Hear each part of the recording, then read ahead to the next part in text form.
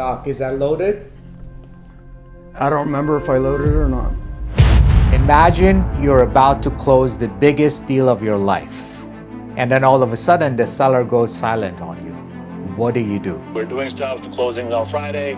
We got, people coming from different parts of the country, so this should be a done deal. He hasn't been responding to his text messages. He doesn't know what's going on, and he wants to call the whole deal off. This deal is unique because it's fully seller financed. So Jibril, my client, is taking over a business and is having the business itself pay for his own purchase. Is he normally responsive? He normally is, yeah. He texts back when you text him. Try contacting his wife. See if you can get hold of him. The best way to smooth over these kind of issues is to go meet him in person. I don't want to just go up his house. Frantically tried to reach out to Doc. I reached out to his wife. Deal making 101. Be in constant communication with the seller. Never assume that the seller knows what's going on in your head. This deal has been going on for more than 60 days. We have a signed letter of intent or LOI. So a lot of work has gone into this deal already. Doc sent me an angry text message saying that the LOI has ended and we haven't done anything yet. So he says that agreement is void and he'll renegotiate it as he sees fit. Okay. That was a complete shocker to me. I did not see that coming at all. The first thing you gotta do is to meet with the seller in person. So let's see if Jibril can get hold of him. Hey Jibril, this is Alex. When and if you get hold of him, let me help out with this situation.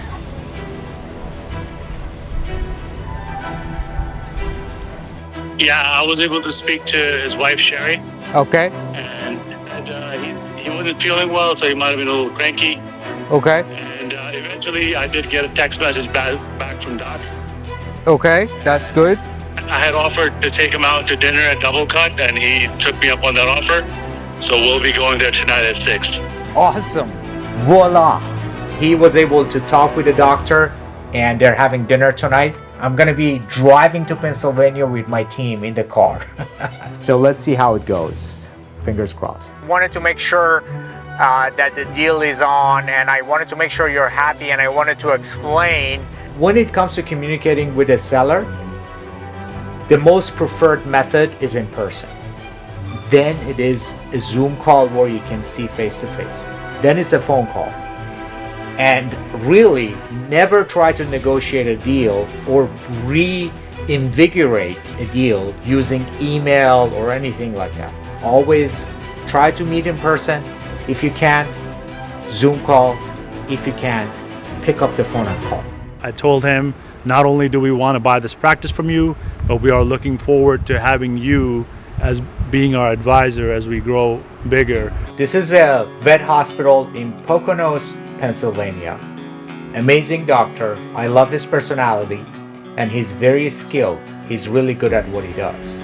But he's been doing it for 40 years and he wants to pass on his legacy to someone who can carry it forward. My plan had always been just to buy the small cash flowing businesses and just keep them cash flowing.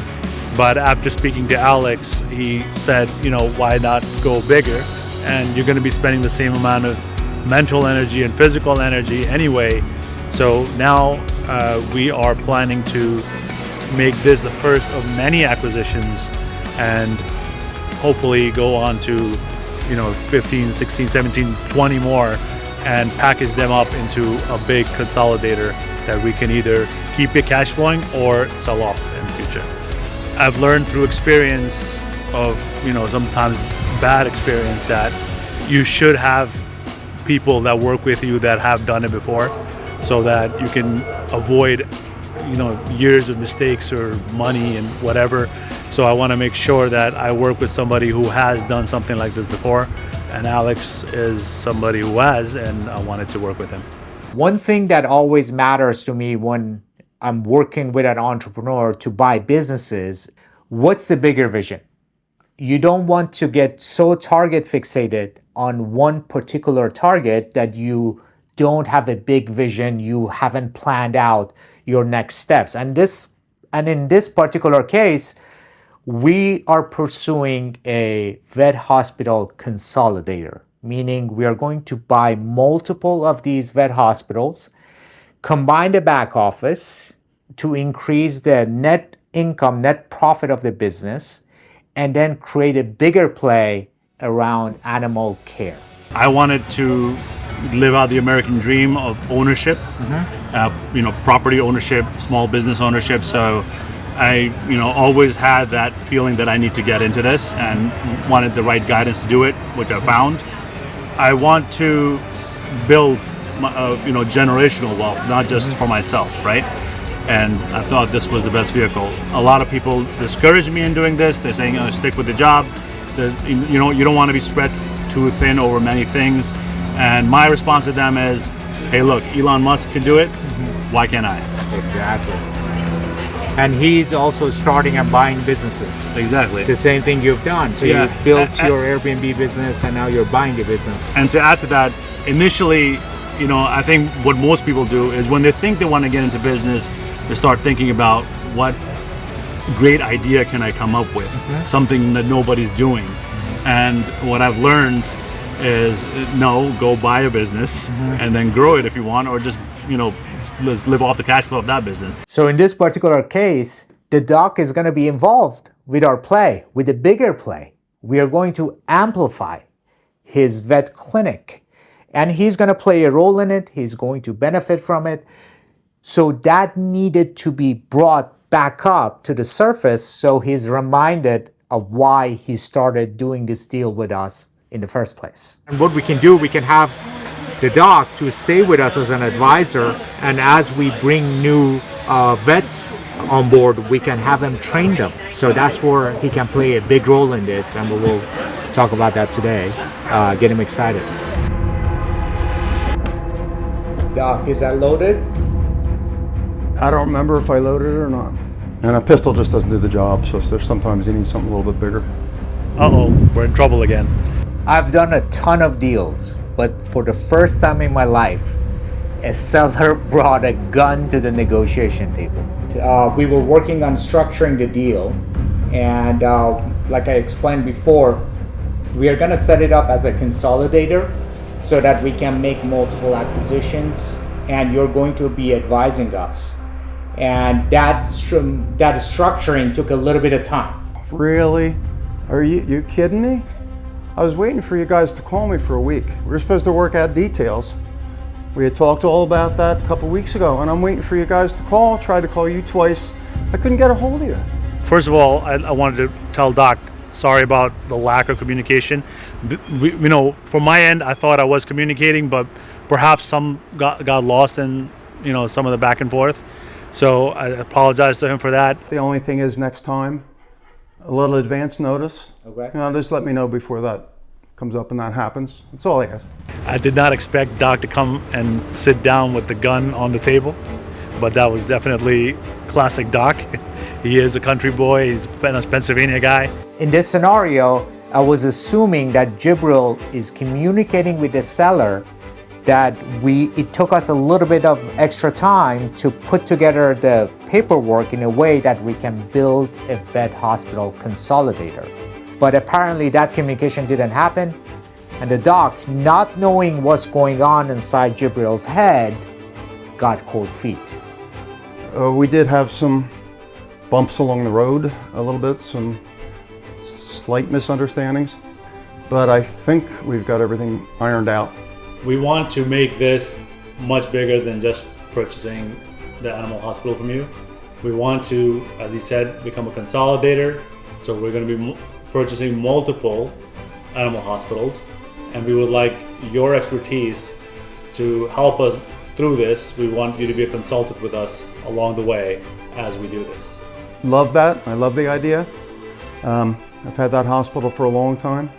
So to be able to keep that not only just going, but to increase it, that's my dream. It'd be absolutely fantastic. So as big as we can go. I'm getting old.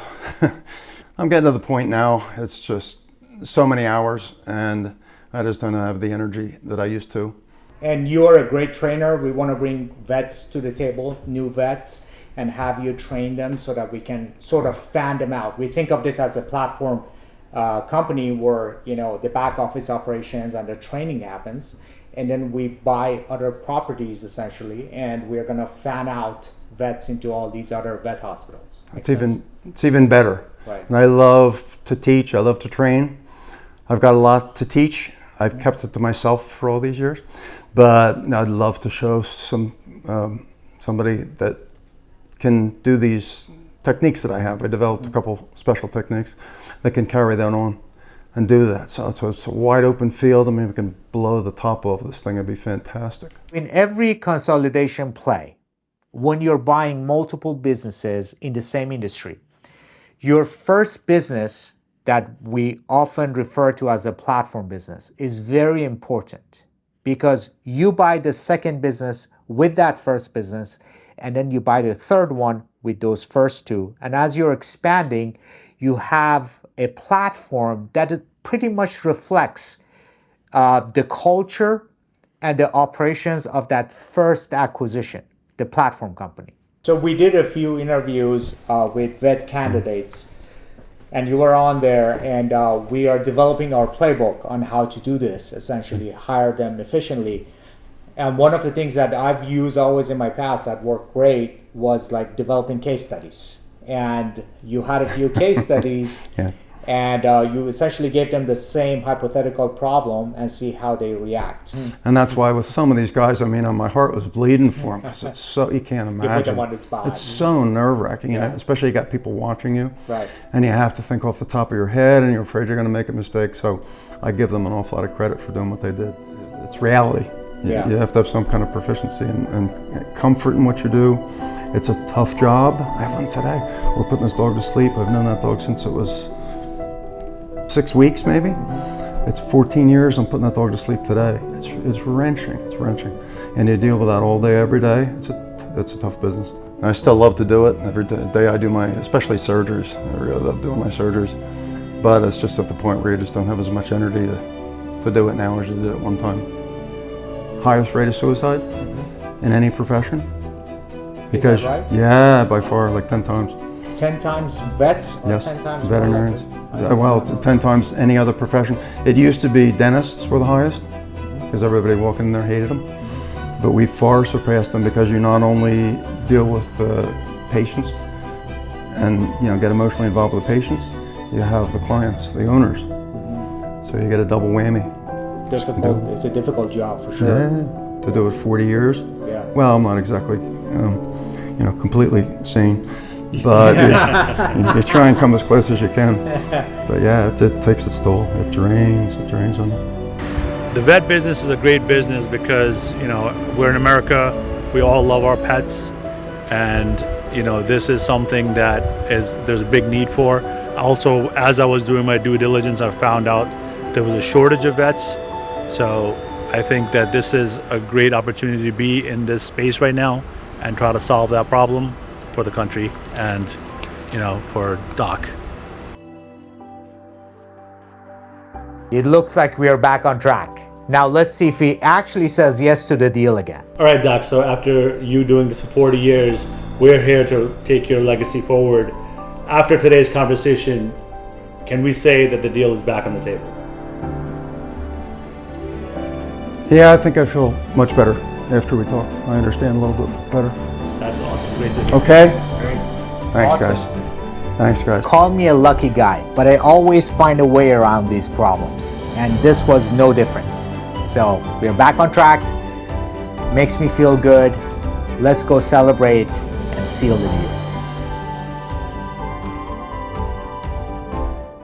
Do you have what it takes to be a deal maker?